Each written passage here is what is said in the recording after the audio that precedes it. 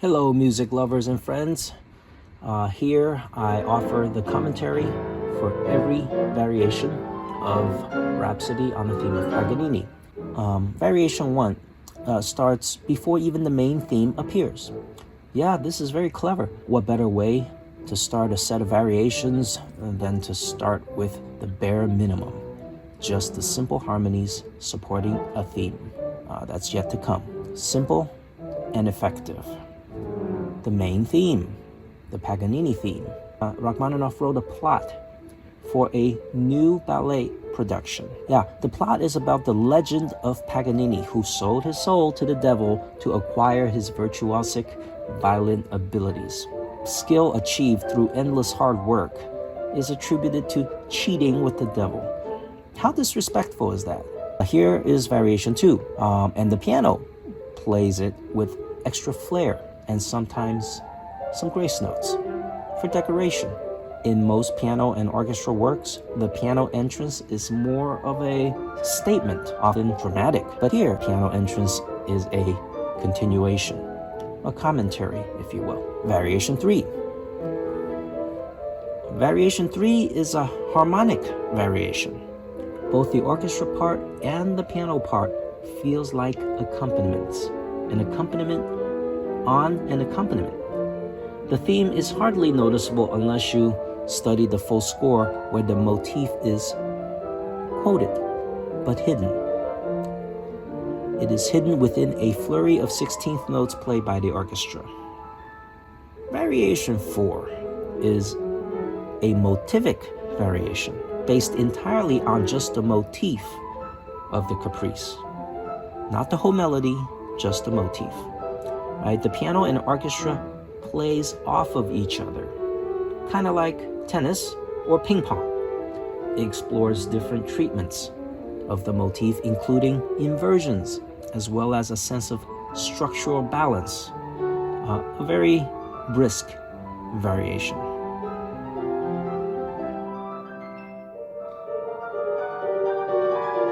Variation 5 is another harmonic variation. The texture changes, and also the rhythm character changes. Instead of the motif overlapping, like in Variation 4, this one have chordal procedures that are independent of each other. The piano plays in between the orchestra and vice versa. When playing with orchestra, absolute precision is required here. So ensemble could be a problem, but here as a piano solo version, no ensemble challenges, but I must move across the piano with pristine physical accuracy. Variation 6 is another harmonic variation, but I think it's a harmonic paraphrase, a departure variation, a transitional variation. It is open-ended and full of surprises. The momentum is different. There is a play with rubato, a kind of stop and go feel, you know? The orchestra is entirely supporting the piano, and Paganini's motif appears brief throughout and then vanishes. Variations 1 through 6 are variations based on the Paganini theme, and it is part 1 of this work.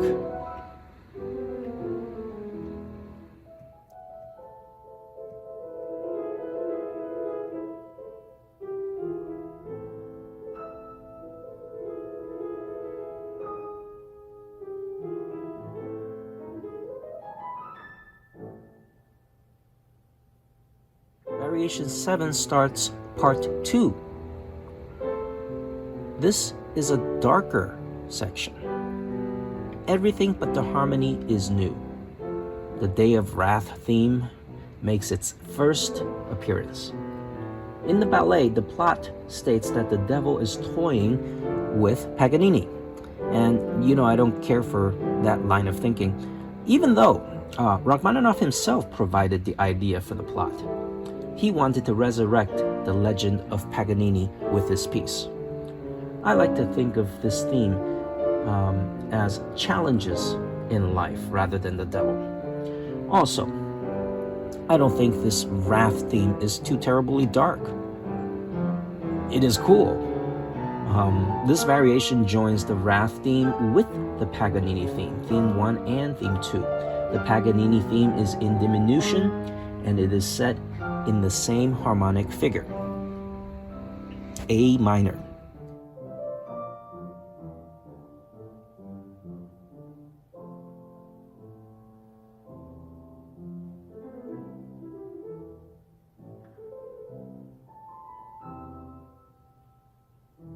Variation 8, it is highly percussive. The texture thickens, the challenges escalate, momentum is building. This is a motivic variation. Only part of the melody is used. I would consider a expansion variation also, where the motif is experimented on. It is like the darkness is influencing the main character. Gone is the lighter melody of the caprice. In its place, the motivic development. It includes explosive clashing of chords and sudden dynamic changes. It requires me to perform with much sensitivity in terms of energy output. Variation 9 is very exciting, and here Rachmaninoff explores rhythm. So this can be considered a rhythmic variation. The 2 against 3 polyrhythm between the piano and the orchestra is often butchered in performances. It's just very hard to put a duple upbeat in between a triple upbeat by the orchestra, where the third beat of the triple is actually missing. But here, as a piano solo, it is actually easier to control. This variation is a demonstration of rhythmic complexity while maintaining structural simplicity. Variation 10 concludes part 2, where the Day of Wrath theme, theme 2, is incorporated. Theme 2 is now played marcato. It is less melodic, more serious, like the threat is becoming real. The rhythm is highly syncopated, and it hints at jazz influences. Rachmaninoff was a big fan of jazz, Art Tatum, Oscar Peterson. Anyway, this is a hybrid variation, meaning that it combines the old with the new. Melodic combinations of both themes, meter changes, rhythm changes, as well as stylistic changes in the performance. There's absolutely no need for the arms to cross over to the top of the piano, but it adds the visuals of the performance, so stylistic changes. Variation 10 concludes the variations based on the second theme. Variations 11 to 15 is what I consider to be developmental variations, and this is part 3. It includes changes in key, meter, texture, style. It's all about development in creative ways here. In a sonata form, it is usually the middle section called the development. Here in variation 11, the obvious change is the mood. It is fantasy-like, dreamlike, and it is somewhat eerie with the strings doing tremolos. Here I opted to not do the tremolos as it is too loud for playing it with the orchestra in mind. But as a piano solo piece, me being the performer not trying to emulate the orchestra, then I will add the tremolos back in, and it can be incorporated for dynamic integrity. Rachmaninoff suggests that in the plot that this variation starts the transition to love, which is the most famous variation, the 18th. Harmonically speaking, it is the first time that the harmonies deviate from the tonic of A minor to D minor. This entire variation feels like a cadenza, especially at the end. Variation 12 is a minuetto, a French social dance. Rachmaninoff says here is where the woman appears in the ballet story. A hint of the second theme, the dies irae, is present in the piano part. Just the first 2 falling notes. And the rising third of the Paganini theme is in the orchestra. Very clever. This dance is one of my favorite variations in the work. The work starts pizzicato and delicate, and later expands in a more lyrical representation of the thematic elements. It is very emotionally satisfying to play and to listen to.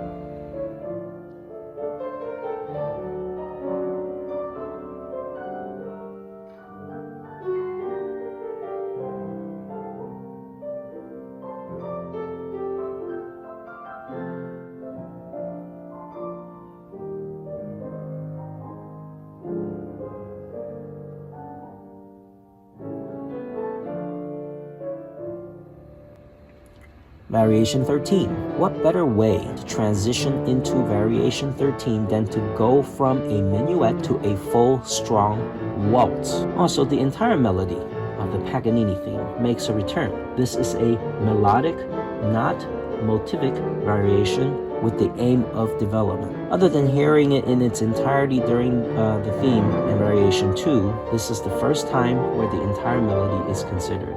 Therefore, it provides a sense of stability in changing circumstances.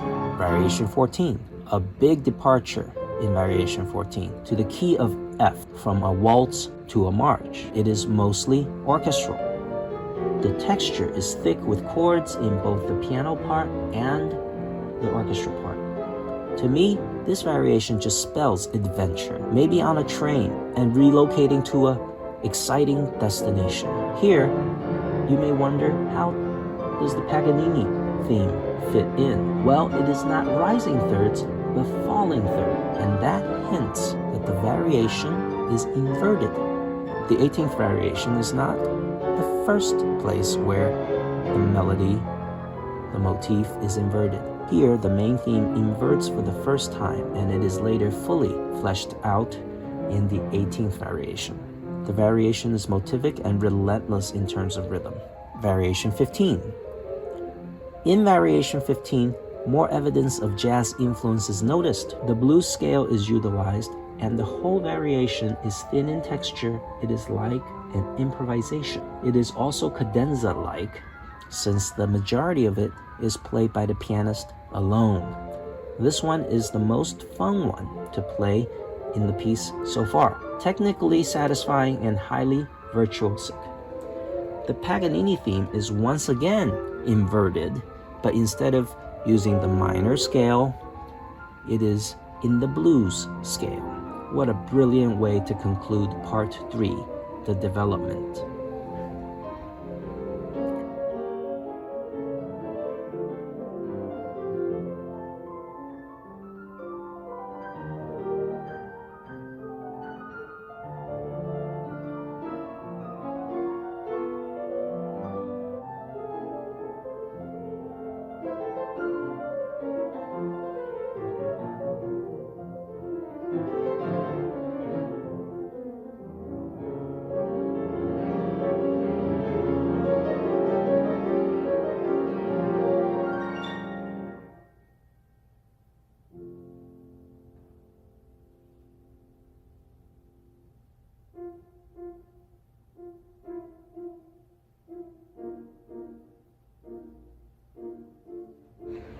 Variation 16 through 18 is what I consider the slow movement. It is all leading to the culminating point of this whole work, the 18th variation. This variation is very mysterious, as if the main character is exploring, yet nervous about it.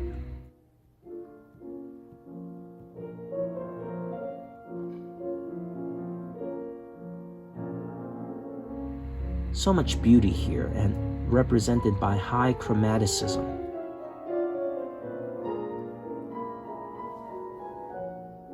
Theme 1 is heard throughout, yet it is at times chromatic as well.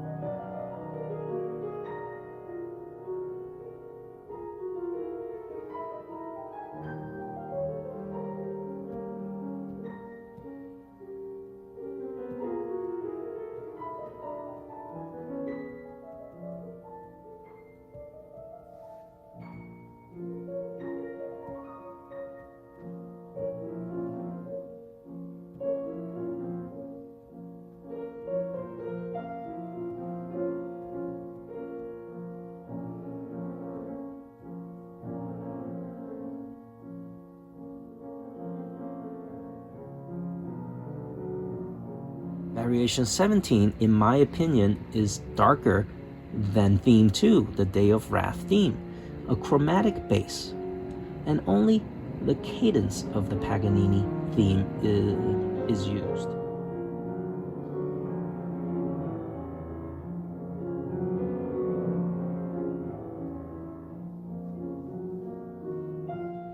The big intervallic leaps is part 2 of the main melody.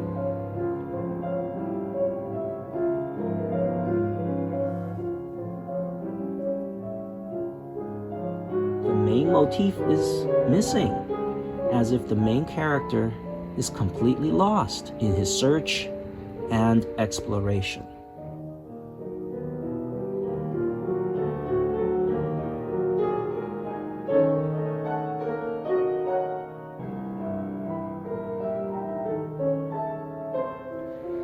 It is tranquil at times and disturbing at times.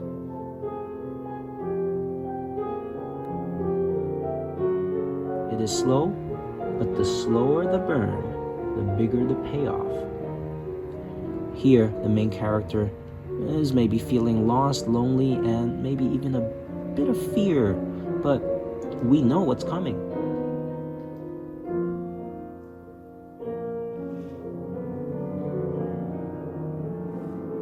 The closing of this variation rises to what is arguably one of the most beautiful melodies in music history.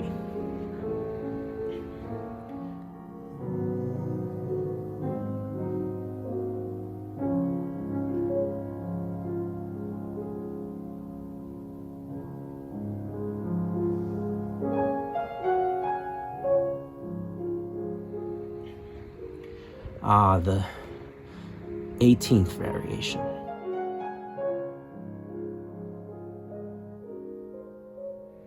This variation is the inversion of the entire Paganini theme.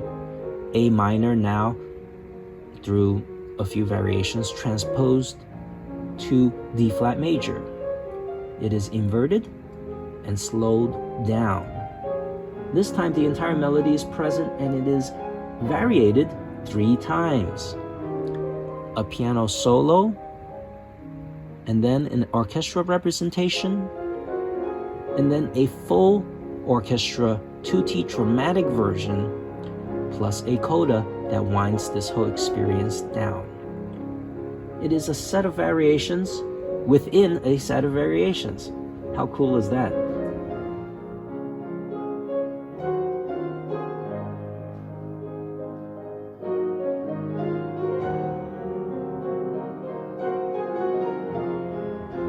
It is ingenious to flip the rather energetic melody and turn it into such beauty. Rachmaninoff himself described it as the ultimate love episode.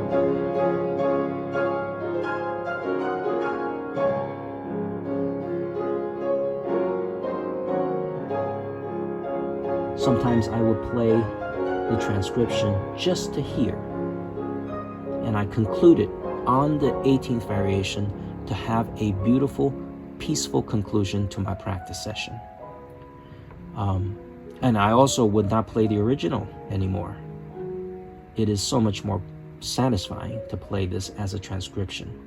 And the only exception is if I'm invited to play with orchestra, then I would revert back to playing just my parts.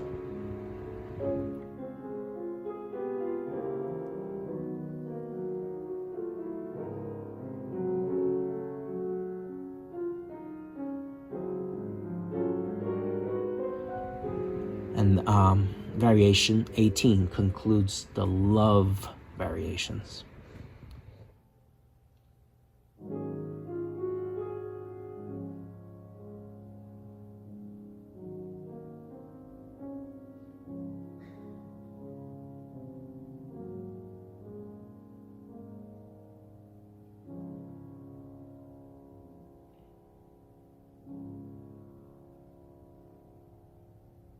Variation 19 through 24 is to me the finale. There is a short 6-measure transition in between variation 18 and this one, the 19th. As if to say, hold on to your seats, It's about to get exciting. Other than slightly virtuosic style of the pizzicato in the piano, simulated pizzicato in the piano, the only thing notable is the hemiola in the second half that creates some rhythmic interest. Variation 20. I mean, what the heck, right? How in the world can I play double thirds at this tempo in the left hand while hopping like a bunny in the right hand? This was going to be a deleted variation. But months later, I discovered a cheat, and the outcome is rather similar to the original. This is the one I am most proud of as a transcription. I'm also proud that in the two-hand solo version, it is actually double thirds, and in the two-piano score, for four hands, it is only a single line with the occasional double third. The hardest to transcribe, ironically, contains even more notes than the four-hand version. So this is an example of never giving up. Variation 21. Sounds like it came straight out of a video game. It is very cool as it uses tritone modulations. I absolutely love playing this one. But in this performance, somehow my octaves didn't fly. And that is pretty rare for me. I don't know what happened. Oh well, anything can happen during a live performance. And yep, I lost momentum here.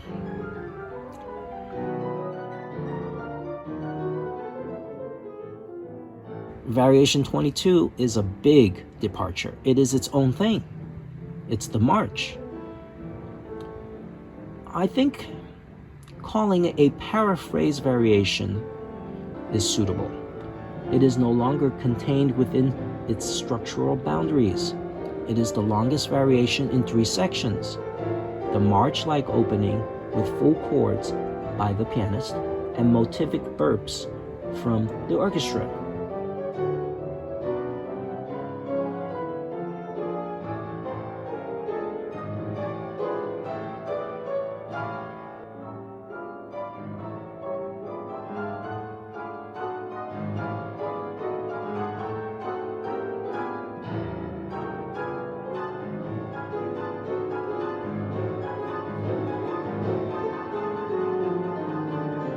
Section 2 contains irregular scales, sometimes minor, sometimes major, sometimes chromatic. Now that is difficult to memorize, not much to fall back on. Then, to play it in a solo version is even more challenging since the main line have to be shared between both hands while parts of the hand have to play non-stop mixed scales. It's multi-voiced. But slow practice eventually solved this issue. In this performance, you can hear the obvious struggles. The last section is like ocean waves with motivic statements building one after another. And the variation concludes with a cadenza-like passage.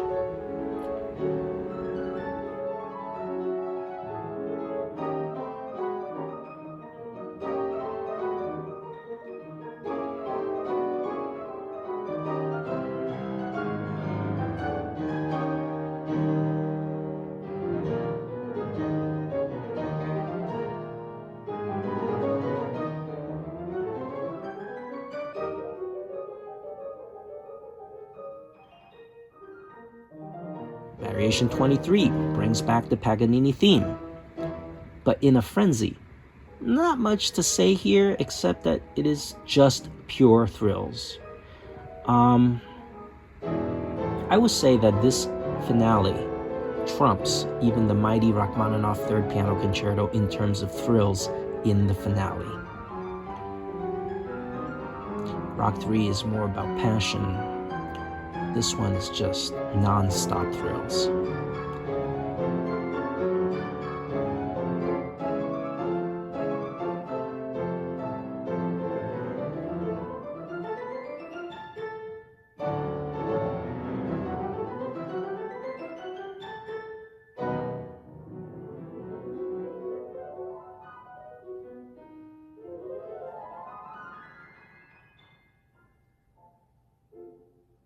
And the final variation, the variation 24. Just like the rumors and the legends of Paganini that I think is disrespectful, The legend of Rachmaninoff scared of his own work is also full of it. Rachmaninoff is just nervous before a concert. That's just how he is. But I don't believe for a second that he is afraid of this variation due to the leaps. His hand has a span of 12, C to G, which means that he only needs to hop a mere sixth in interval in the final leap. Even students can hop that with complete accuracy. A 6. It should be easy for him, but hard for the rest of us. Oh, how we like to create legends to create notoriety, right? Anyway, with that said, my hand can only reach an 11th, so barely. So yeah, maybe I'll take a sip of alcohol before performing. But then again, I don't drink. Well, I hope you enjoyed the feature-length commentary. There's a lot more that can be said about this piece, but for now, time is up. Until next time, thank you for watching. Thank you for listening.